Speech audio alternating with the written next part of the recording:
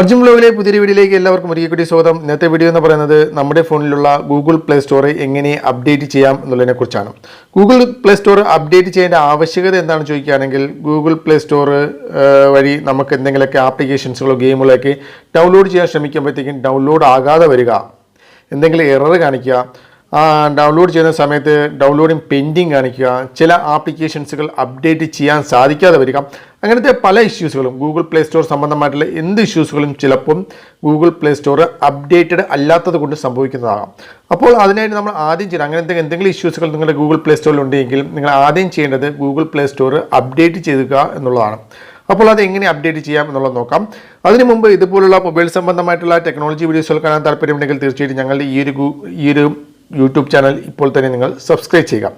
അപ്പോൾ നമുക്ക് ഇനി എങ്ങനെയാണ് അപ്ഡേറ്റ് ചെയ്യേണ്ടത് നോക്കാം. അതിനായിട്ട് നിങ്ങൾ ആദ്യം ചെയ്യേണ്ടത് നിങ്ങളുടെ ഗൂഗിൾ പ്ലേ സ്റ്റോർ ആദ്യം ഒന്ന് ഓപ്പൺ ആക്കുക. ഗൂഗിൾ പ്ലേ സ്റ്റോർ ഓപ്പൺ ആക്കുമ്പോഴത്തേക്കും നിങ്ങൾക്ക് സൈഡിലായിട്ടൊരു മെനു ഓപ്ഷൻ, അല്ലെങ്കിൽ നിങ്ങൾക്ക് നിങ്ങളുടെ പേരിൻ്റെ ഒരു ഐക്കണോ അല്ലെങ്കിൽ നിങ്ങൾ എന്തെങ്കിലും ഐക്കൺ കൊടുത്തിട്ടുണ്ടെങ്കിൽ അത് ഇവിടെ കാണാൻ സാധിക്കും.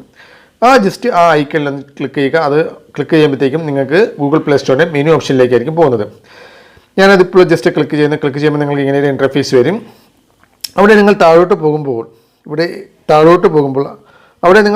പോകുമ്പോഴത്തേക്കും അവിടെ സെറ്റിങ്സ് എന്ന് പറയുന്ന ഒരു ഓപ്ഷൻ ഉണ്ടാവും. സെറ്റിങ്സ് എന്ന് പറയുന്ന ഓപ്ഷൻ, ഓക്കെ, ഈ ഒരു സെറ്റിങ്സ് എന്ന് പറയുന്ന ഓപ്ഷനിൽ നിങ്ങൾ ക്ലിക്ക് ചെയ്യുക.